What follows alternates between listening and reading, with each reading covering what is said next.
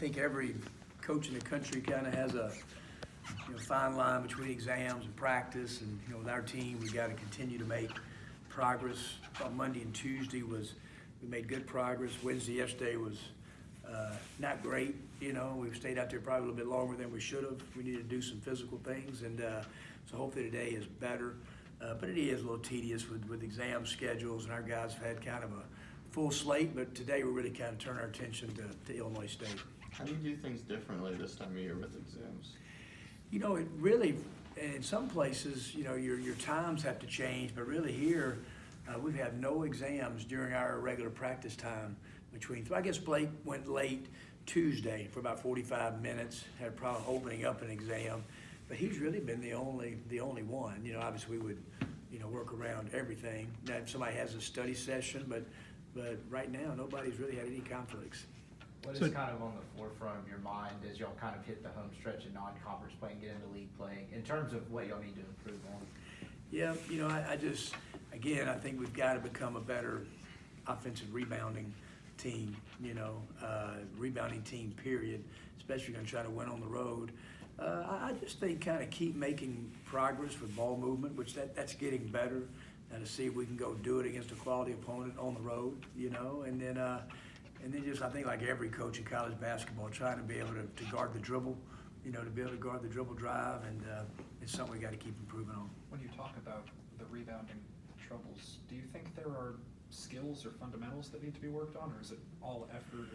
Yeah, we do. I don't know if anybody in college basketball does rebounding drills every day like we do. We do some sort, every day, some sort of rebounding drill. And I just think it's something that we have got to, it's just got to keep being an emphasis. We got to get guys like Dom and Bruce, their rebounds per minutes have got to go way up. Sometimes it's not the rebound total. The biggest thing is how many rebounds are they getting per minute played. And so that's what's got to improve. And Dom's got to be able to go rebound outside of his area. Bruce was better the other day, got more rebounds. So, but for our team to be a really good rebounding team, our guards are going to have to be like Brian, Devontae, and TD. So it's just got to keep being an emphasis, but you just really can't hardly be a very good road team unless you do that. Blake said you called him into your office multiple times trying to talk him into, I guess, the different levels of scoring, as you say. How do you coach a guy like that? A young guy, do you risk trying not to tear him down, trying to keep him encouraged? I mean, how do you try to get more out of Blake? Yeah, every conversation I have with Blake individually is always positive. That you got to make a ton of threes before you leave here, but you can't have 75% of your shots be threes. You got to be able to get to the free throw line. Got to become a better offensive rebounder. We talk about his playmaking abilities, being able to make others better. And it's just like all freshmen trying to round their game, and that's a process. It's not going to happen overnight, but he sure is a great talent that is eager to be coached. So he's a fun freshman to come to the gym with every day. Is it rare to have a freshman who is as responsive as he is to criticism? Oh, he's terrific. I think number one, usually the guys that I found out are the guys, you start looking at their family backgrounds. Mom, dad, great. Dad's a coach. Dad's probably maybe Blake's biggest critic, as far as been coaching him his whole time. And so I think you kind of get, when you get that family dynamics, and when the first time I met them, when they came on their official visit, we talked to them a bunch, you knew that dynamics was going to be good, that they're going to have a son that's going to, be encouraged at home, but also you're going to be able to coach him, and the family's going to understand it. When you have a player or you recruit a player that has gone off to a prep school like that, do you find that that's beneficial for them? Are they a little farther along than most recruits? I mean, what is that like? Yeah, it is. There's a lot of great prep schools out there. Obviously, it just depends on the culture and the coach.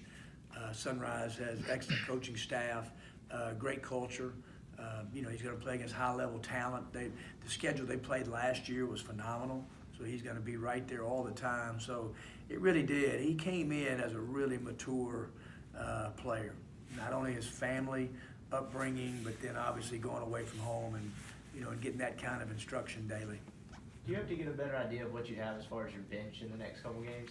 Yeah, I sure hope so. I was encouraged by Luis. Rodriguez, and we kept him out of Monday's practice, just a little precaution deal. He had a little slight swelling, which is normal for that. But obviously just trying to get him to, I think, to be maybe the 8th, 9th guy, trying to get DC to play, better, and when the competition gets better. And I think that's going to be something that we have to really watch over the next, couple weeks for SEC play. And then, still kind of an outside chance of maybe getting Franco back. He's back on the court now, not in practice, but, just moving and shooting. So we'll see where that takes him in the next couple weeks.